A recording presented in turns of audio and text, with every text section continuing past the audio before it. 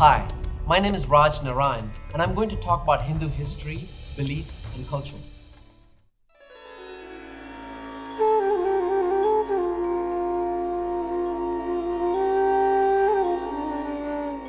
Hinduism is the oldest living religion in the world and the third largest. More than 1 billion Hindus live in 150 different countries, mostly in India. The United States alone is home to over 2 million Hindus. Origins of Hinduism. To find the distant beginnings of Hinduism, we have to go back over 6,000 years to the Saraswati-Indus region of the Indian subcontinent. This vast area extends from Sri Lanka in the south to the Himalayan mountains in the north, from the Arabian Sea in the west to the Bay of Bengal in the east. The Saraswati-Indus civilization developed here, eventually becoming the world's largest and most advanced, surpassing even those of Egypt, Mesopotamia, and China. The civilization is named after the area's two great river systems, the Saraswati and the Indus. It is called the Vedic culture after the earliest Hindu sacred text. It is also known as the Harappan culture after the site of its first discovery in 1920. This was an urban society centered around many highly organized cities, some with populations of 80,000, which was rare in those days.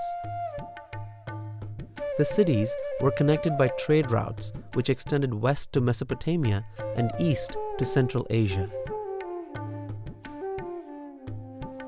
5,000 years later, archaeologists discovered pottery, seals, statues, beads, jewelry, tools, toys, miniature carts, and dyes, all of which hint at what life was like at the source of the civilization that has evolved into modern-day India. The flat stone seals have writing on them and images of deities, ceremonies, symbols, people, plants, and animals.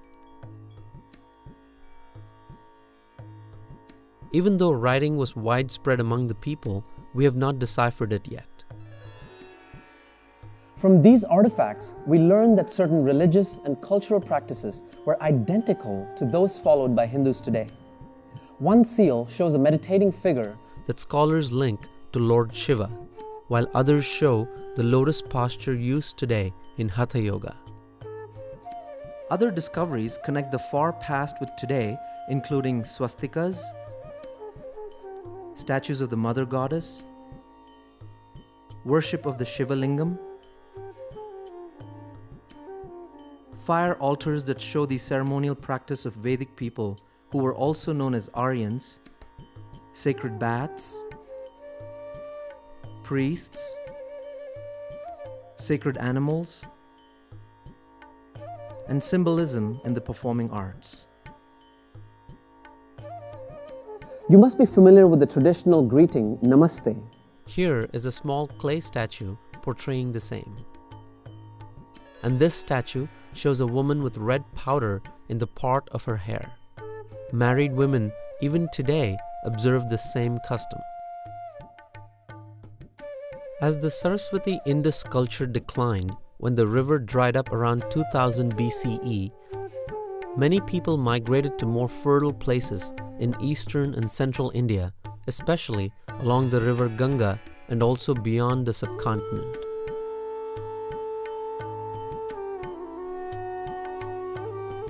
Hindu scriptures.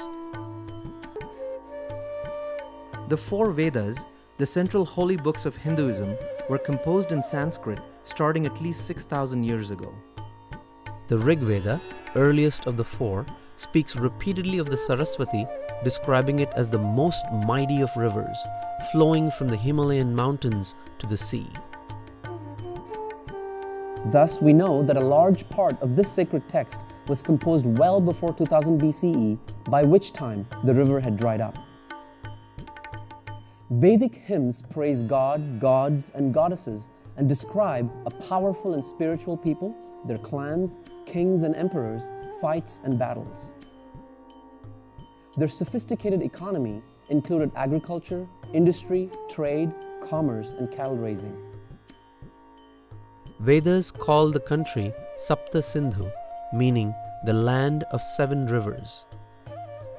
The words Hindu and India both come from the Sanskrit word Sindhu, which means river.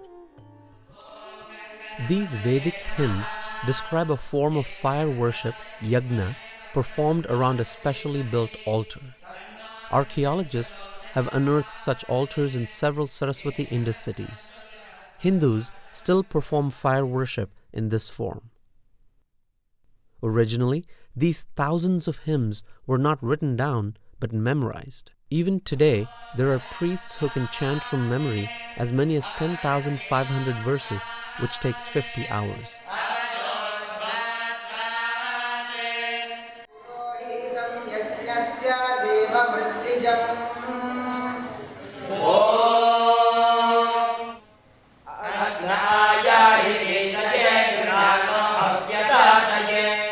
There are dozens of other sacred texts that Hindus revere, including the Puranas and the writings of illumined sages.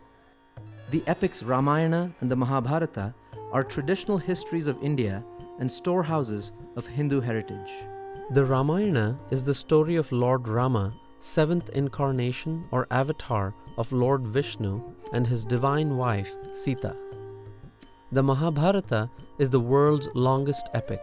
It is about a massive war in ancient India between cousins fighting for the throne of a great kingdom. A central episode called the Bhagavad Gita is a dialogue between Commander Arjuna and Lord Krishna, the 8th incarnation of Vishnu, on the day of the battle. The Mahabharata remains one of the most widespread scriptures in the world, with its dominant message of justice. Hindu sacred music, dance, drama, and the arts draw heavily on these 2 literary epics.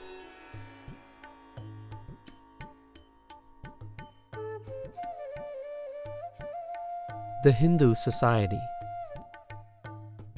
By 600 BCE, the social, religious, and philosophical ideas and practices central to Hinduism today were fully evident, having emerged from the Indus-Saraswati culture, the Vedas, Dravidian culture, and the tribal religions.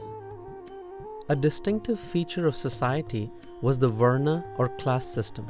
People were classified into groups with specific occupations.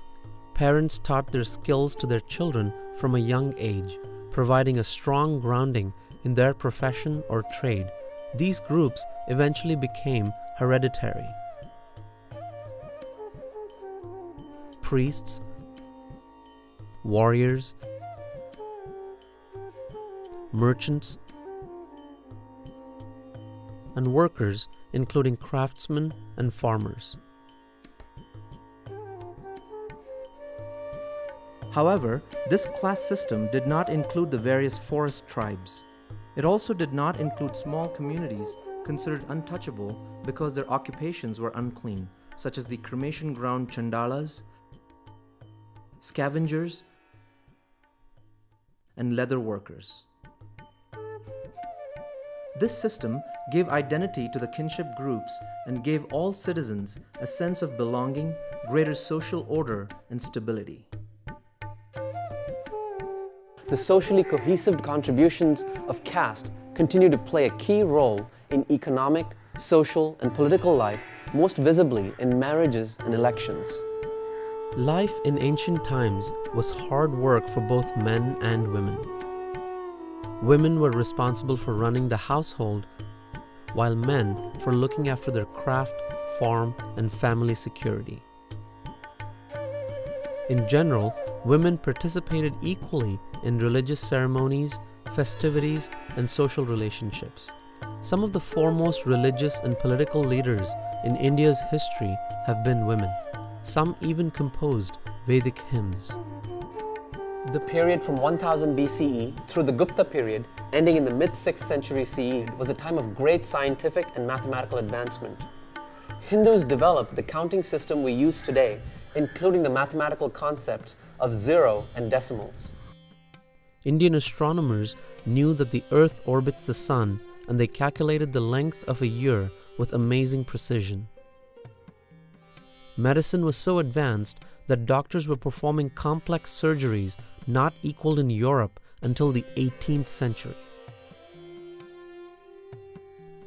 India was the foremost supplier of steel to the world.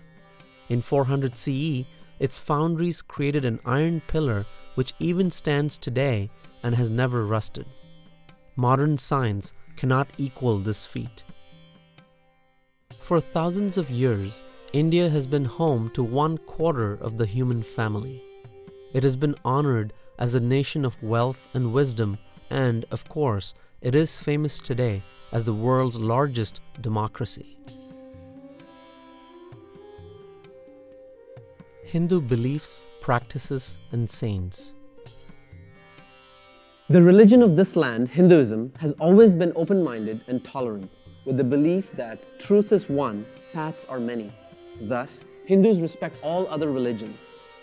Hinduism is the only major religion that worships God in both male and female form, as well as with and without any attributes.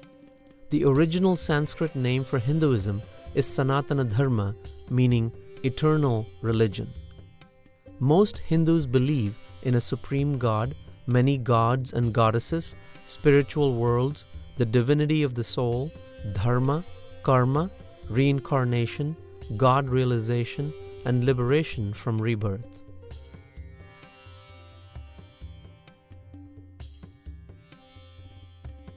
The Supreme God is known by various names, depending on region and denomination: Brahman, Bhagavan, Shiva, Shakti, Vishnu, and more.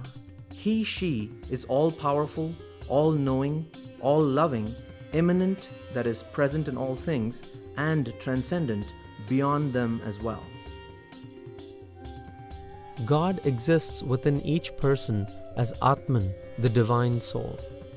God realization describes the experience of the divine within oneself.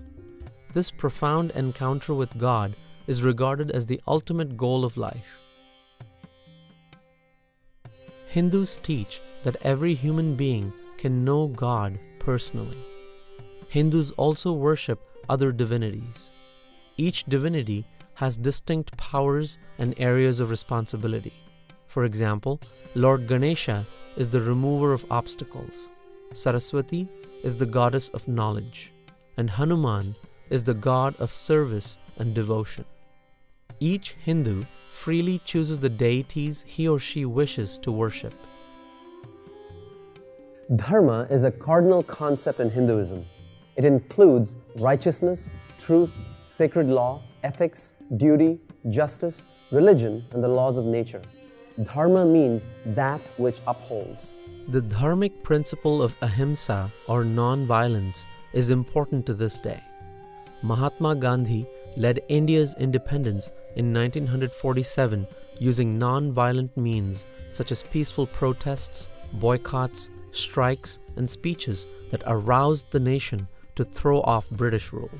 He once said, "Non-violence is the greatest force at the disposal of mankind. It is mightier than the mightiest weapon of destruction devised by the ingenuity of man." In the 1950s, Martin Luther King Jr. understood the power of Gandhi's methods and went to India to meet his followers. He later applied those methods to fight for and win civil rights for America's black minority. In the same way, Cesar Chavez won rights for the farm workers of California. Gandhi also inspired Nelson Mandela in his fight for freedom and racial equality in South Africa. Today, everyone knows about the Hindu concept of karma, the law of cause and effect. It means that anything a person does, whether good or bad, will eventually return to him in this or a future life. A popular way of expressing this is what goes around comes around. Reincarnation is the central Indian belief that the soul, Atman, is reborn in a new body time and time again to grow and mature through all the experiences human life has to offer. Eventually, every soul achieves salvation by realizing its oneness with God and is no longer reborn. Hindus do not believe in a Satan or an eternal hell. Worship is central to a Hindu's life. So, every Hindu home has a place of worship. It may be as simple as a shelf with pictures of deities or an entire room dedicated to the family's daily worship. A worship ceremony called puja, performed elaborately or very simply every day in the temple or in the home shrine, invokes the divine beings for blessings and happiness. The puja ceremony includes sacred chanting, bathing the image of the deity, offering food, flowers, incense, and other sacred substances, and the waving of lights. Hindus practice yogic disciplines every day called sadhana. Sitting on the floor, often in a yoga posture, they chant, sing devotional hymns, repeat the name of God while counting on beads, or simply meditate in stillness and silence. The temple is revered as a home of God. There are millions of temples in India, many quite ancient. The most important of these mystically designed structures cover hundreds of acres and receive thousands of pilgrims each day. Every Hindu is expected to pilgrimage to temples and holy places far and wide. These pilgrimages unify the religion as tens of millions of people travel throughout the subcontinent and interact. Hinduism has a rich history of sages and saints, both men and women from all castes. Some of the great saints wrote detailed explanations of the Upanishads and related scriptures, such as Adi Shankara in the 8th century CE, Ramanuja in the 11th, and Vallabhacharya in the 15th. Others, including Sambandar, Mirabai, and Tukaram, expressed their experience of God through devotional songs. Recent saints include Sri Ramakrishna, Swami Vivekananda, Anandamayi Ma, Swami Narayan, and Shirdi Sai Baba. Millions of Swamis and other saintly souls make up the spiritual leadership within Hinduism. Swamis have renounced the world and taken up spiritual life full-time. Special among these are the gurus, enlightened men and women who serve as religious teachers. Some gurus have millions of followers, others are humble hermits. Hinduism has no central organization and no single dogma. No one person or institution is in charge. Instead, there are thousands of independent guru lineages, spiritual traditions, monastic orders, and religious institutions. Hindu festivals. Hindus love festivals and enthusiastically celebrate many holy days each year.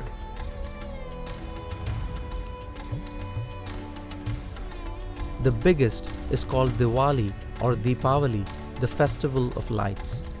This 5-day event, held around the new moon in October or November, celebrates the victory of good over evil, light over darkness.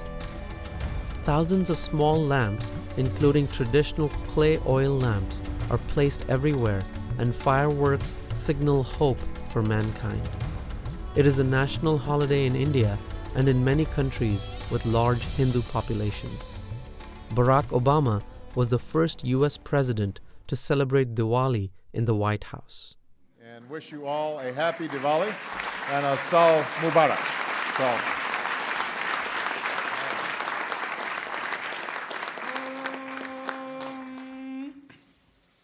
Asatoma Satkamaya Tamasoma Jyotirgamaya Mrityodma Amrutangamaya Shanti Shanti Shanti Hari.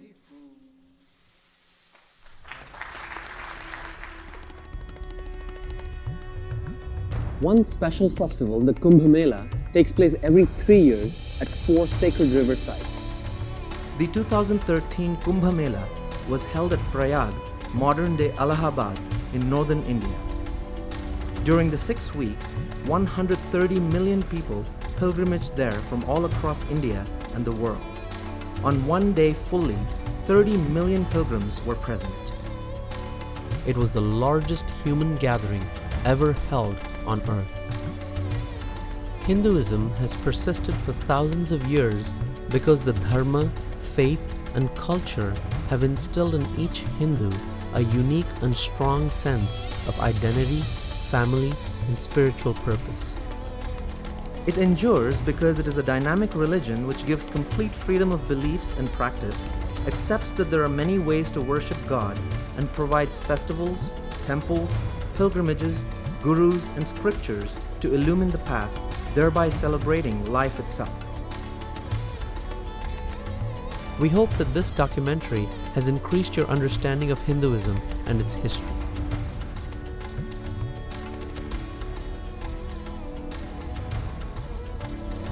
Namaste.